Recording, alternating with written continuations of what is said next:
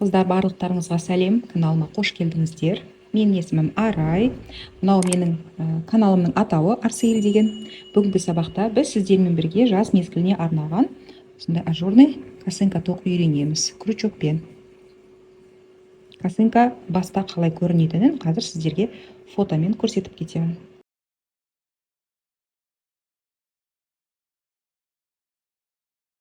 Бізге қажетті құралдар: жіптің сезонға байланысты өздеріңізге ұнайтын кез келген түрін қолдана берсеңіздер болады, қыздар. Қалың түрін қолданасыз ба, жаз мезгіліне жұқа хлопок түрлерін қолданасыз ба, оны өзіңіз білесіз. Менің жіптерім, бізде енді әлі күн салқын болғандықтан жылы жіптерден тоқыдым бұл косынкаларды. Өзім тағу үшін мына сары косынканы детский каприз 50 граммда 125 метр, 50% жүн, 50% акрил. Неке сондай жіппен тоқыдым. Крючок номері 3 мм. Және екінші косынканы да осы крючокпен тоқыдым 3 мм. Бұл бізде пухнорки жібі. Пухнорки бір қабат және өзінің қосымша бір жібі болады ғой, кішкентай. Вот сол екеуін бірге қосып тоқыдым. 50 грамм жіп, 3 мм крючок. Жіптің ұшын жасыруға ине, қайшы және сантиметрлік лента қажет болады.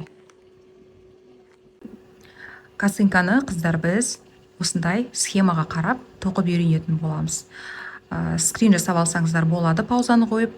Мына схеманы оқуды үйреніп алсаңыздар, сіздерге ешқандай видеоның қажеті болмайды. Видеоға қарамай-ақ осы схемамен спокойно өздеріңіз тоқи бересіздер. Ең бірінші біз бастаймыз мына ұш жағынан. Мына жерде 3 домалақ тұр. Ол бізде 3 воздушная петля.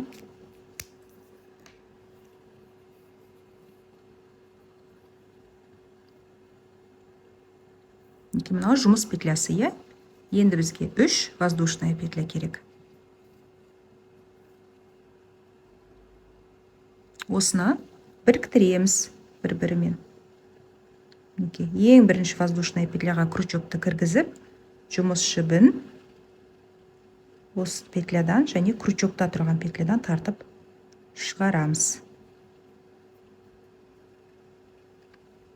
Енді бізге бірінші қатарымыз. Бастаймыз мына жақ шеттен. 3 воздушная петля тоқу керек. 1, 2, 3. Бұл бізде столбик с накидымды алмастырады. Мынау бізде бірінші столбик с накидымды алмастырса, бізге әлі 1, 2, 3, 4 столбик с накидым тоқуымыз керек. Мына тұрған жаңағы біз жасаған домалақтың ішіне. Накид іліп алдым. Крючогымызды кіргізіп, жұмыс жібін тартып шығарамын. Жұмыс жібін 2 петлядан тартып шығарамын. Және крючокта қалған 2 петлядан тартып шығарамын. 1 столбик с накидом болды. Накид іліп аламыз. Қайтадан сол жерден жұмыс жібін тартып шығарамыз. Бірінші 2 петляны қосып тоқимыз. Одан кейінгі келесі 2 петляны қосып тоқимыз. 2 столбик с накидом болды. Мынаумен қосқанда 3. Накид іліп алдық. Қайтадан сол ортасынан кіргізіп, жұмыс жібін тартып шығарамыз. 2-ін тоқимыз және қалған 2-ін тоқимыз. Накид іліп аламыз. Қайтадан ортасынан жұмыс жібін тартып шығарамыз. Бірінші 2 петляны және одан кейінгі 2 петляны қосып тоқимыз. Мінекей. Воздушная петлядан тұратын столбик 1, 2, 3, 4, 5. 1, 2, 3, 4, 5. Енді біздің келесі қатарымыз, басқа фломастермен көрсетейін, ол былай кетеді. Басталады мына 1, 2, 3 воздушная петлядан.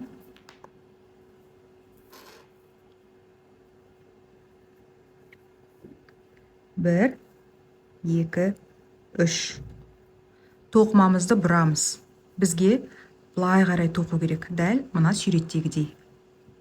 3 воздушная петлядан кейін біз тағы да 1, 2, 3, 4 воздушная петля тоқуымыз керек.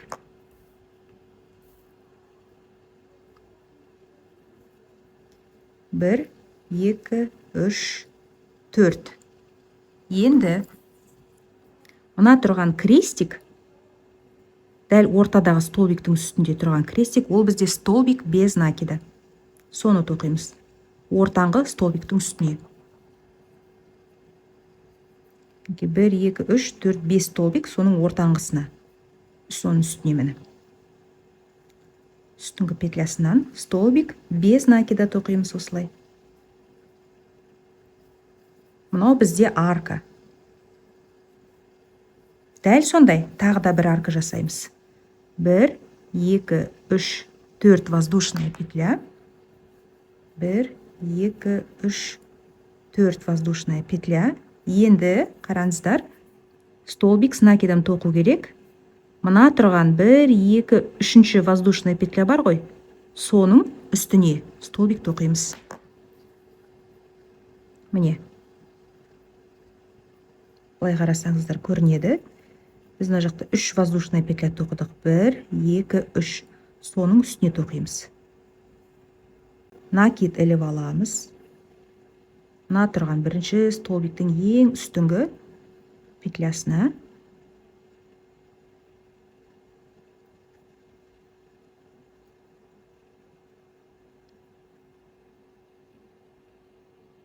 екі қабырғасына бірге алу керек. Мінекей. 1, 2, 3. Үшінші воздушная петля мынау. Соған бір столбик с накидом тоқуымыз керек.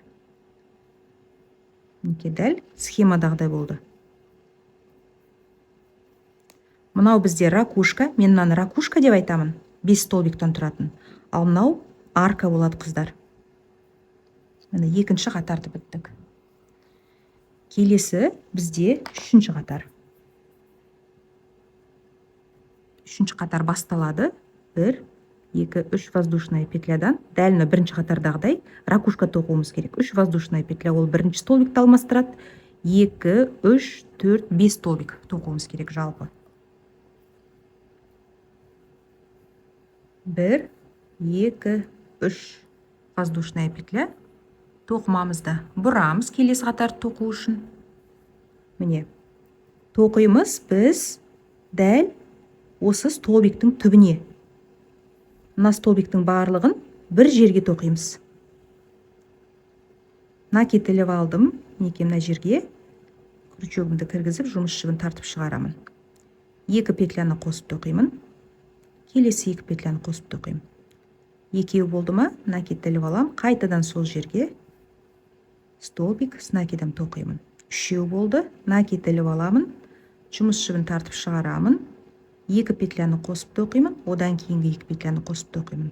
4 болды. Накид іліп аламын. Жұмыс жібін тартып шығарамын. 2 петляны тоқыдым. Келесі 2 петляны тоқыдым. Бізде 5 столбик болды. Біреуі воздушная петлялардан тұрады. Біреу. Одан кейін міне 2, 3, 4, 5. 5 столбик с накидом. Мынаны тоқыдық. Енді оны біз мына столбик тоқып алғаннан кейін біз алдыңғы қатардың аркасына біріктіруіміз керек. Мына крестикпен. Бағана айттым ғой, крестик ол бізде столбик без накида деп. Крестикті тоқимыз да аркаға біріктіреміз. Міне бізде арка. Сол аркаға былай міне крючогымызды кіргіземіз арканың астынан. Жұмыс жібін тартып шығарамыз да столбик без накида тоқимыз осылай. Біріктіріп алдық. Енді 4 воздушная петля. Арка тоқу керек. 1, 2, 3, 4 воздушная петля. Қайтадан біз столбик без накида тоқып, екінші аркаға біріктіруіміз керек. Мінекей екінші аркамыз. Соның астынан крючогымызды кіргізіп, столбик без накида тоқимыз. Міне, біріктірдік. Рюша, арка. Енді бізге мына тұрған рюшаны тоқу керек. Оны қай жерге тоқимыз, қараңыздар. Мына тұрған жасыл воздушная петляның үстіне, яғни алдыңғы қатарымыз бар ғой, мына жақта біз бастадық 1 2 3 воздушная петлямен. Соның 3-ші воздушная петлясына 1 2 3 4 5 столбик с накидом тоқуымыз керек. Оны сіздер былай тауып аласыз. Накид іліп аламыз. 1 2 3 воздушная петля тоқығанбыз. Осы 3-ші петляға столбик с накидом тоқимыз. Бірінші столбик с накидом, қайтадан сол жерден екінші,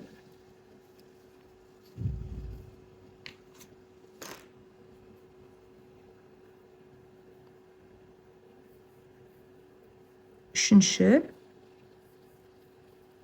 төртінші және бесінші столбик с накидом тоқып болдық мінекей мынаны. Бізде бұл қатарда міне ракушка, арка, ракушка болды. Міне ракушка, арка, ракушка. Келесі қатарымыз тек аркалардан тұрады. Міне мына жасыл қатар, мына жақтан тоқылатындар тек аркадан тұрады. Ол бізде басталады 3 воздушная петлядан. 1 2 3 және аркадан 1 2 3 4 воздушная петля. 1 2 3 воздушная петля, тоқымамызды бұрамыз. Енді арканың 4 воздушная петлясы 1 2 3 4. Енді қараңыздар, мына жерде бізге ракушканың дәл ортасына столбик без накида тоқып біріктіруіміз керек екен арканы. 1 2 3 үшінші столбиктің үстіне міне біріктіреміз столбик без накида тоқып. Одан кейін қайтадан 1 2 3 4 воздушная петля. 1 2 3 4 воздушная петля және төмен жақтағы қатардың аркасына біріктіруіміз керек. Міне, алдыңғы қатардың аркасына біріктіреміз. Қайтадан 1 2 3 4 воздушная петля.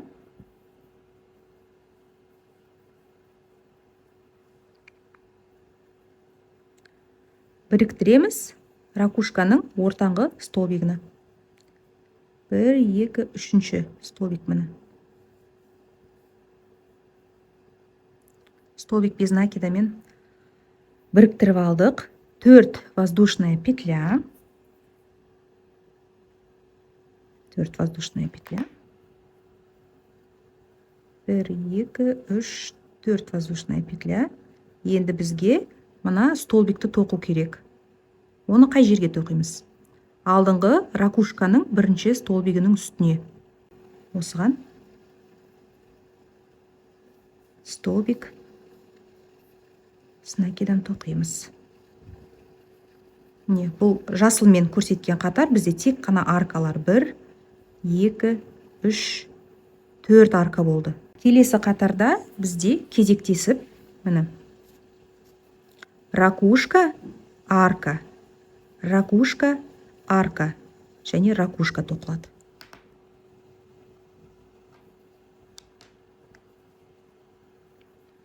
Бастаймыз 1 2 3 воздушная петлядан. Дәл мына алдыңғы қатарлар қайталана береді. Просто бұл жерде арка саны, ракушка саны көбейіп отырады әр қатар сайын. 1 2 3 воздушная петля, тоқымамызды бұрамыз. Дәл осы жерге 4 столбик с накидом тоқуымыз керек. Түбіне 1 столбик с накидом, екінші, үшінші және төртінші столбик с накидом. 3 воздушная петляны қосқанда бұл жерде 5 столбик болып тұр біздің ракушкамыз.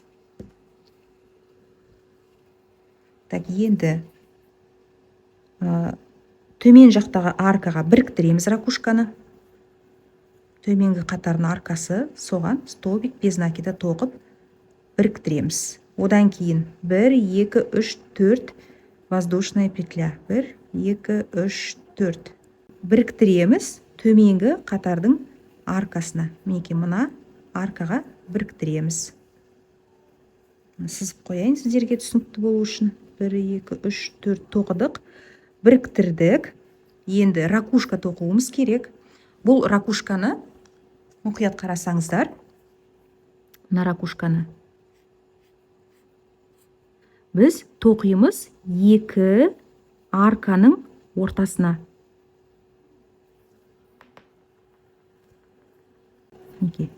Бірінші арка, екінші арка. Соның ортасына тоқисыздар. Накид іліп аламыз. Мына жерде кіргізген кезде қараңыздар, алдынан екі қабырғасы көрініп тұр ғой. Дәл соның ортасынан кіргізу керек. Және арт жағында екі қабырға тұрады. Міне біреу, екеу. Осының ортасынан шығу керек. Әйтпесе сол екеуінің ортасынан шықпаса, ортасы үлкен тесік болып қалады. Жұмыс жібін тартып, екі петляны қосып тоқимыз, одан кейін екі петляны қосып тоқимыз. Бізде бір столбик болды, тоқу керек 5. Накид іліп аламыз. Қайтадан сол жерге екінші столбик с накидом, накид іліп аламыз. Үшінші столбик с накидом. 4 және 5 столбик с накидом. Аркаға біріктіруіміз керек мына жерден ракушканы. Келесі арка бізде мынау. Мінекей. Осыған біріктіріп аламыз. Одан кейін арка жасауымыз керек. 4 воздушная петля. Және оны мына жақтағы соңғы аркаға біріктіреміз. 1, 2, 3, 4. Соңғы аркамыз қалды. Осыған біріктіреміз. Жұмыс жібін тартып шығарып, столбик без накида тоқимыз. Енді бізге үшінші рюшаны мұнан тоқу керек. 1, 2, 3, 4, 5 столбик с накидом. Санаймыз. 1, 2, 3. Міне, осыған 5 столбик с накидом. Біреу,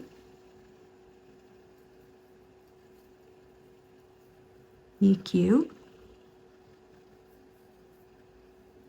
үшеу, төртеу, бесеу. Тоқыдық. Келесі бізде жасыл қатар. Оны білесіздер. Тек аркалардан тұрады. 3 воздушная петля. Қосымша тағы да арка үшін 4 воздушная петля.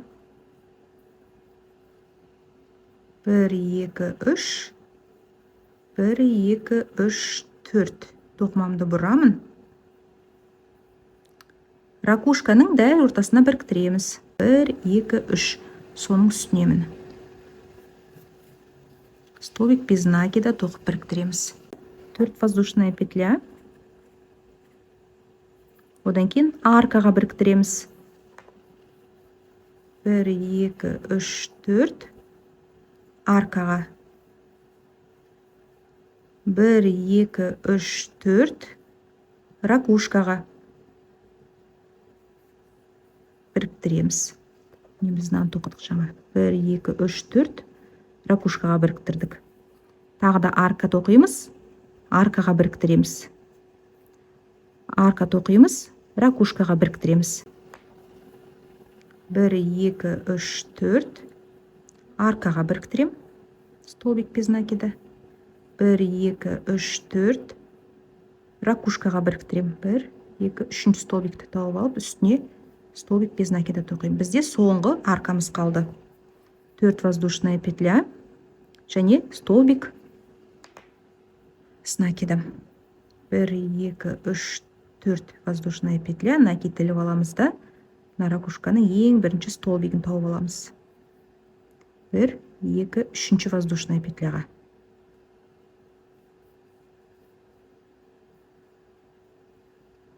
мінекей жасыл қатарды тоқып болдық. 1, 2, 3, 4, 5, 6 арка болу керек. 1, 2, 3, 4, 5, 6 арка. Келесі қатарда, келесі жасыл қатарда 1, 2, 3, 4, 5, 6, 7, 8 арка болады. Көрдіңіздер ма? Көбейе береді әр қатар сайын. Міне қыздар, тура осылай қалғанның барлығын тоқи бересіздер. Келесі қатарларда ракушка саны да, арка саны да көбейе береді. Ракушкалардың көбеюін қараңыздар. Ең басында біз бастаған кезде бір ғана ракушка болды. Одан кейінгі қатарда екеу болды. Келесі қатарда 1, 2, 3 болды. Одан кейінгі қатарда қазір мынаны тоқимыз. 1, 2, 3, 4 болады. Осы бір қатарды көрсетіп жіберейін сіздерге, әрі қарай енді өздеріңіз тоқитын боласыздар. Осы схеманы шығарып алып, өздеріңіз қарап отырып тоқуға ыңғайлы. 3 воздушная петля. Тоқымамызды бұрамыз да, тура соның түбіне 4 столбик без накида, с накидом тоқимыз. Накиделіп алып, бірінші столбик накиделіп алып, екінші столбик накиделіп алып, үшінші накид, төртінші столбик с накидом. Ракушка тоқылды. Ракушканы бекіту керек аркаға. Неке бізде арка дәл жанында тұрған арка. Бекітіп алдық столбик без накидамен. Келесі 4 воздушная петля. 1, 2, 3, 4. Міне арканы тоқыдық. Оны бекітуіміз керек аркаға. Одан кейін ракушка тоқылады бізде. Қазір біріктіріліп тұр ғой міне. Сол арка, бір арка және екінші арка. Осы екі арканың ортасына мына жерге тоқылады. Накиделіп аламыз. Петляның екі қабырғасы, содан кіргіземіз және арт жағында қараймыз. Міндетті түрде артында да петляның екі қабырғасы бар. Содан шығарамыз. Мен неге бұлай анықтап көрсетіп отырмын, қараңыздар. Бұлай да тоқылып кетеді кейде. Тек мына крючокты кіргізген кезде біреуінен ғана ілініп қалады. Осылай ғана 5 столбиктің бәрін тоқыған кезде мына жер үлкен тесік болып тұрады. Сол себепті қыздар. Міне екеуінің ортасы и арт жағынан да екеуінің ортасы.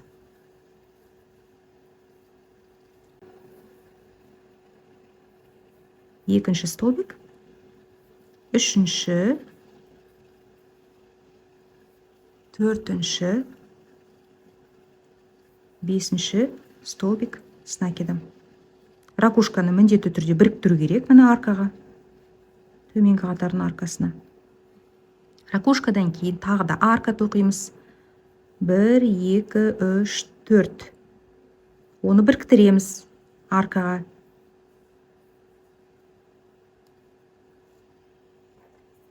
Так, мынаны тоқыдық. Біріктірдік. Қазір ракушка тоқимыз. Накиделіп аламыз. Мына арка мен мына арканың ортасына мына жерге.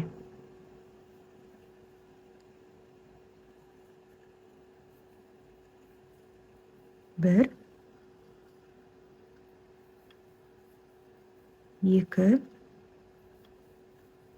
үш, 4, 5. Ракушканы тоқып болдық, оны біріктіруіміз керек аркаға. Ракушкадан кейін бізде арка тоқылады. 1, 2, 3, 4. Міне мына арка болады ол. Оны біріктіреміз төменгі аркаға, төмен жақтағы аркаға міне. Біріктіргеннен кейін бізге соңғы ракушканы тоқу керек. Накиделіп аламыз да 1, 2, 3. Міне мына петляға 5 столбик с накидан тоқу керек. Екі қабырғасын алу керек бұлай. 1, 2, 3,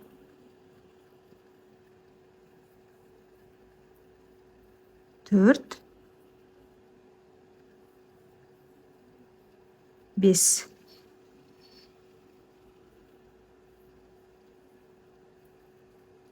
Так.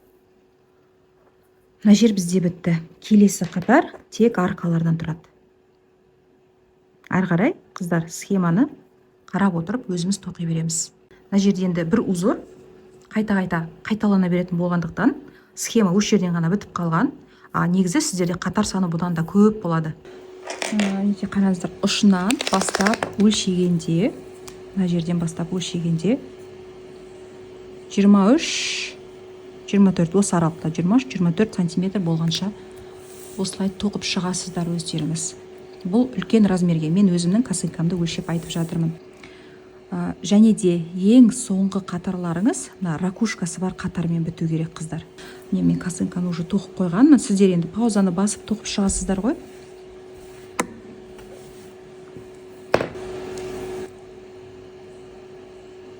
Менікі 24 сантиметр болып тұр, почти 24. Главное, асып кетпесін. Кішірек размерге тоқитын болсаңыздар, онда бұдан аз болу керек ұзындығы. Тағып, өлшеп көріп тоқи бересіздер. Менде соңғы қатар, ракушкасы бар қатардан біткен. Бізге мына аркасы бар бір қатарды тоқып шығу керек. 4 воздушный петляның орнына біз 3 воздушный петля тоқимыз. Мына қатар ғой, осы ең соңғы қатарда. Бірінші 3 воздушная петля. Одан кейін арканың 3 воздушная петлясы. 1, 2, 3. Тек осылай болады, 3 воздушная петлядан. Сонда бізде косынканың маңдай жағы кішкене жиырылады.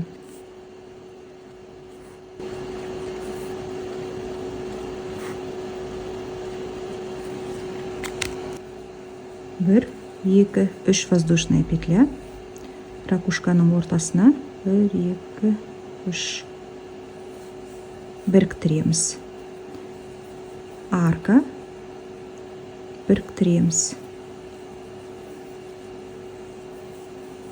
Арка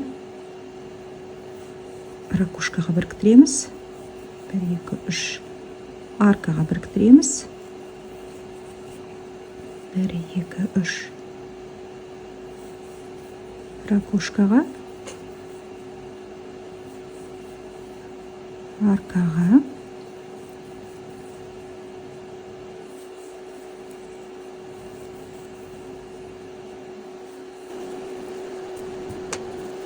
1, 2, 3 ракушка, 1, 2, 3 арка. Так, соңғы жағына келдім. 1, 2, 3 воздушная петля. Ракушкаға біріктіремін. 1, 2, 3 воздушная петля. Және ракушканың ең соңғы столбигына столбик без накида тоқимын. Неке. Біздің косынкамыздың іш жағы және сырт жағы бар, Жаңа біз тек арка тоқыған қатарымыз, ол мынау косынканың іш жағы. Ал кері қарай тоқимыз ғой, ракушка мен арканы араластырып тоқитын жер, ол косынкамыздың сырт жағы болады. Ракушка тоқыған қатарымыз ол косынканың сырт жағы болады. Екі жағынан узордың айырмашылықтары бар. Так, енді міне көрдіңіздер ма, сәл мына жағы жиырылды. Енді біз тағы да мына жақтан бір қатар, мықтырақ болу үшін мына жер созыла бермей, тағы да бір қатар тоқып шығуымыз керек. Оны тоқымас бұрын мына жерде бірден бау тоқып кетуге болады. 30 петлядан тоқи саламын, қатты ұзын қажет емес. 3, 4, 5, 6, 7, 8, 9, 10, 11, 12, 13, 14, 15, 16, 17, 18, 19, 20, 21, 22, 23, 24, 25, 26. Осы жетеді. Енді кері қарай тоқимын. Накид іліп аламыз. Крючоктан кейінгі екінші петляға 1, 2. Екінші петляға крючогымызды кіргізіп, жұмыс жібін тартып шығарамыз. Крючокта 3 петля тұр, осы үшеуін бірге қосып тоқимыз. Накид іліп аламыз, жұмыс жібін тартып шығарамыз.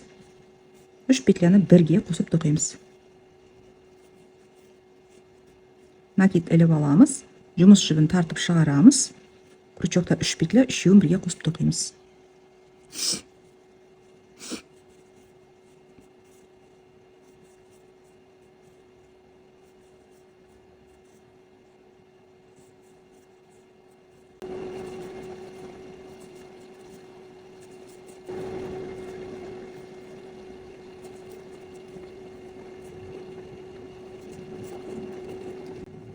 Бауын тоқып болдым. Енді дәл осы узормен ары қарай біз мынандай жағын тоқып жалғастырамыз. Солай обвязка жасаймыз. Аркаға 2 столбик тоқуымыз керек. Бұл жартылай столбик с накидом ғой. Накид іліп аламыз арканың өзіне. Тоқимыз. Бірінші жартылай столбик с накидом. Накид іліп аламыз. Қайтадан арканың өзіне екінші жартылай столбик с накидом. Енді екі арканың ортасына накид іліп аламыз.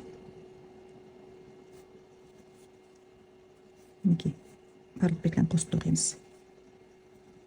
Қайтадан аркаға екеу, бір, екі. Енді екі арканың ортасына жартылай столбик с накидом тоқимыз. Осылай соңына дейін тоқып шығамыз.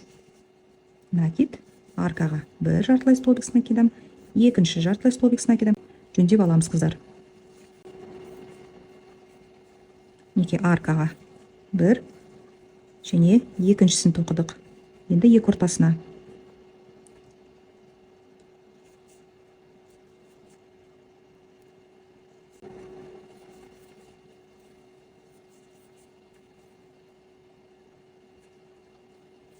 Біраз тоқығаннан кейін байқайсыздар, сіздерде мына жағы уже кішкене жиырылып тұрады. Осылай қараңыздаршы. Жиырылып тұр, иә. Бұны біз отпаривать еткен кезде тегістеп аламыз, қыздар. Жиырылғаннан ештеңе етпейді.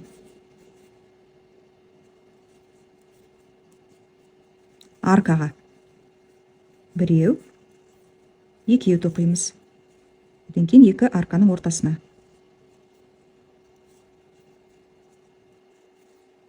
Аркаға біреу, екеу және екі арканың ортасына. Осылай соңына дейін, екінші жақ ұшына дейін өздеріңіз тоқып шығыңыздар. Содан кейін сіздермен бірге екінші бауды тоқимыз мына жағындағы.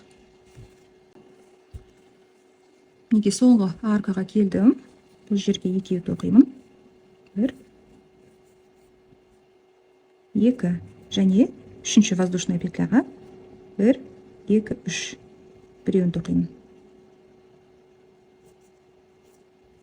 Бір жартылай столбик с накидом. Болды. Енді бау тоқимыз. 26 петля болды менде, воздушная петля. 1, 2, 3, 4, 5, 6, 7, 8, 9, 10, 11, 12, 13, 14, 15, 16, 17, 18, 19, 20, 21, 22, 23, 24, 25, 26. Накид іліп аламыз. Крючоктан кейінгі екінші воздушная петляға жартылай столбик с накидом тоқимыз. Накид іліп аламыз. Жұмыс жібін тартып шығарамыз. Крючокты 3 петля, үшеуін бірге қосып тоқимыз. Накид іліп аламыз. Жұмыс жібін тартып шығарамыз. Крючокты 3 петля, үшеуін бірге қосып тоқимыз. Осылай бауды тоқып шығыңыздар. Баудың соңғы столбигі жартылай столбик с накидом. Енді бағанағы біз үшінші воздушная петляға столбик тоқыдық қой, дәл сол воздушная петляға қайтадан міне столбик без накида тоқимыз. Осылай біріктіреміз. Енді бізге мына жақ жиегіне обвязка жасап шығу керек. Столбик без накида тоқимыз. Мына жерге біреу, ракушкаға екеу және ракушканың түбіне үшінші столбик. Бір столбик без накида. Ракушкаға екінші столбик без накида. Одан кейін ракушканың түбіне.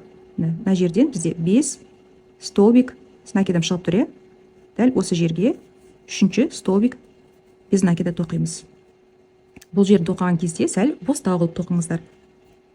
Енді 2 воздушная петля. 1, 2. Қайтадан осы жерге столбик без накида тоқимыз. Қайтадан осы жерге. Дәл бағанағыдай міне ашық жерге, ашық тұрған жерге 1 столбик без накида. Ракушканың соңғы столбигіне екінші столбик без накида. Одан кейін ракушканың түбіне үшінші столбик без накида. 2 воздушная петля. Қайтадан ракушканың түбіне столбик без накида тоқимыз. Қайталаймыз. Ашық тұрған жерге бір столбик без накида. Ракушканың соңғы столбигіне екінші столбик без накида.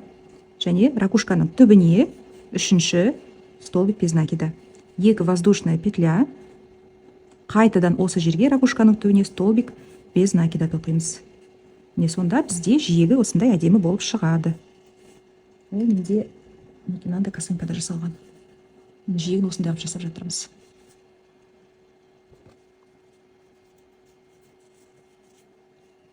Ашық жерге біреу, ракушкаға екіншісі, ракушканың түбіне үшіншісі. Екі воздушная петля. Қайтадан ракушканың түбіне столбик без накида. Енді бір рет көрсетейін қыздар, ары қарай өздеріңіз тоқи бересіздер. Ашық жерге бір столбик без накида, ракушка тұрған жерге екінші столбик без накида, ракушканың түбіне үшінші столбик без накида. Бір, екі, воздушная петля, қайтадан ракушканың түбіне столбик без накида. Ары қарай өздеріңіз тоқи беріңіздер. Косынканың ұшына дейін. Мына жерге дейін тоқыңыздар. Мен ұшын қалай тоқу керектігін көрсетемін сіздерге. Үш жағына келіп қалдым.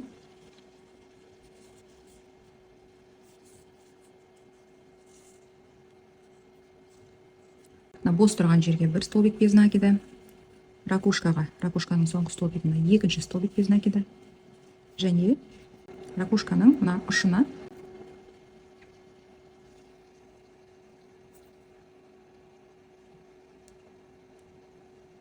қатты тартып тастаппын қазір. Осы жерге екі столбик без накида тоқимыз. Біреу, екеу. Екі воздушная петля. Қайтадан сол жерге екі столбик без накида тоқимыз. Міне біреу, екеу. Мына жіптің ұшын бірге қосып тоқып кетсеңіздер болады. Ракушканың бір столбигіне біріншісін тоқимыз, столбик без накида. Екінші столбик без накида бос тұрған жерге. Енді келесі ракушканың түбіне үшінші столбик без накиданы тоқимыз. Үшеу тоқыдық. Екі воздушная петля. Қайтадан ракушканың түбіне столбик без накида. Тағы да солай тура мына жақты тоқыған сияқты.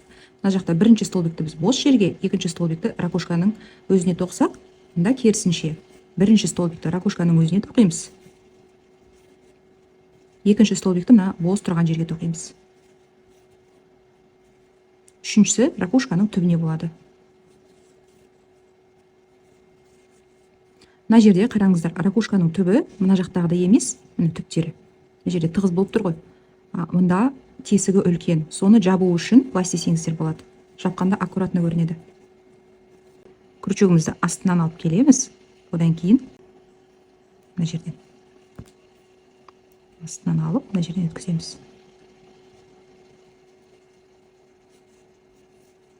Үшінші столбик без накида болады. Екі воздушная петля. Қайтадан сол жерге столбик без накида тоқимыз. Сонда бағанағындай үлкен тесік болып тұрмайды мына жері. Ракушкаға біреу, бос тұрған жерге екінші, және ракушканың түбіне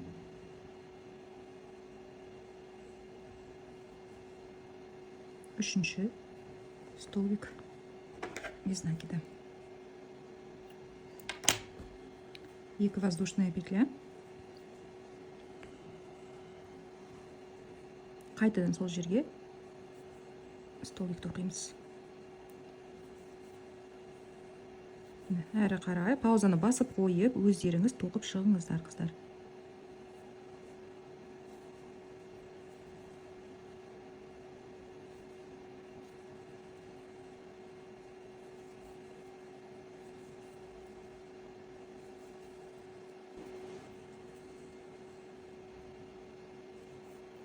Бір, екі, үш, екі воздушная петля. Қайтадан сол жерге столбик. Бір столбик. без знакида, екінші столбик без знакида. Және уже біз мына жерге баудың түп жағына былай біріктіре салуымыз керек. Жұмыс жібін бірден крючоктағы петлядан да тартып шығарамыз.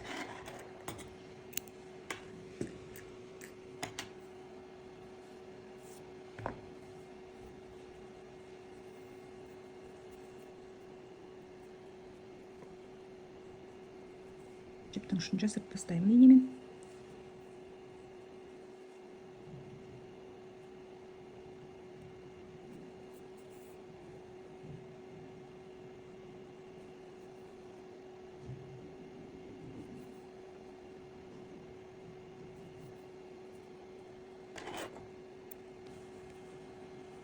Тағы да жіптердің ұштары болса, осылай инемен жасырып алыңыздар. Мінекей қыздар, біздің косынкамыз дайын болды. Қараңыздар, әлі мынандай мыжылып тұр шеттері, иә. Біз обвязка жасағаннан кейін осылай мыжылып қалды. Бұны қазір біз отпаривать етеміз. Отпариватель болса отпаривательмен, болмаса үтіктің буымен ақ жасай берсеңіздер болады. Бірақ үтікті мына косынкаға қатты былай тигізбеңіздер. Құртып аласыздар косынкаларыңызды.